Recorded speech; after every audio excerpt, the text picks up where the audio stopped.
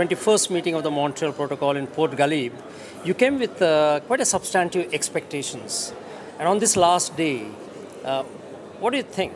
Your expectations are fulfilled? Well, thank you for asking, Roz. We came this year with a proposal to amend the Montreal Protocol to bring in HFCs, the consumption and consumption and production of HFCs. We had hoped that the parties might be able this year to reach agreement on this amendment, which was the idea was first raised by Mauritius and Micronesia at the end of April this year. We were able to put together a North American proposal that builds on this idea, and we were hopeful that we could reach agreement on an amendment here at this meeting. It's understandable to me that that hasn't been possible at this time.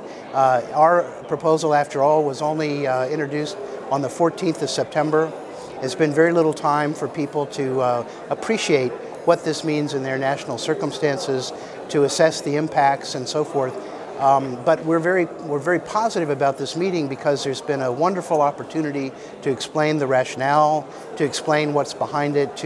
We had a side event the other day where we were able to give our analysis by our Environmental Protection Agency of the environmental benefits of the proposal, and we think that with time, over the next year, we will come to the 16th meeting of the parties, and it will be very possible and very likely then that we will see the parties agree on an amendment to the Montreal Protocol. Very encouraging to hear that from you, particularly coming from USA, which is a major contributor to the multilateral fund, which provides assistance to the Article 5 countries. What do you think? Where do we go from here? I mean, for the next 2 to 3 years, what do you think that things will move in, particularly in Article 5 countries? Well, we're very delighted with the progress that Article 5 countries have been making, and we salute them on the phase-out of CFCs that will take place on the 1st of January 2010.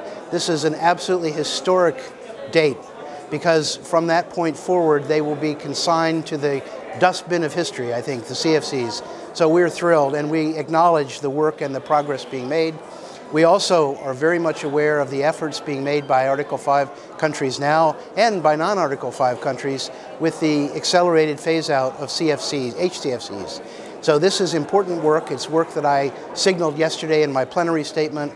I think it's going to be important that we continue this effort. We not lose sight of what I call the first purposes of the Montreal Protocol.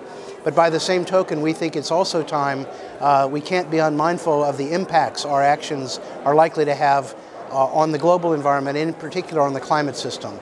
And so it's for that reason, notwithstanding our work and the important work that we're doing now on CFCs and HCFCs, that we also need to pay attention to issues like destruction of ozone depleting substances in banks.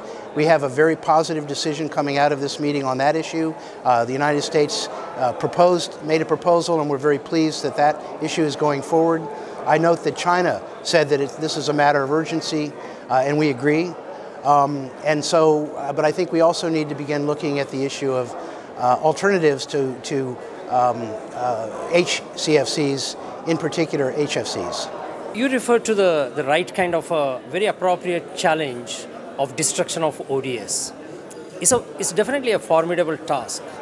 And as we heard from the TIAP, it would require billions of dollars.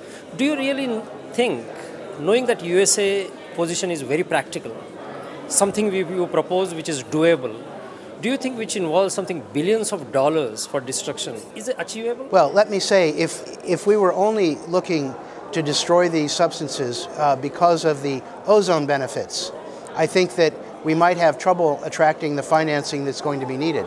But you see, when you destroy a unit of CFCs, it has ozone benefits and climate benefits. People today, everywhere, are looking to try to find ways of doing things that are positive for the global environment, in particular to safeguard the climate system. So, in my view, we have a good chance of attracting some of the funding that people have been talking about for climate change in pursuit of this effort. So I think the Montreal Protocol may benefit from the interest of all countries in finding ways meaningfully to address the climate problem.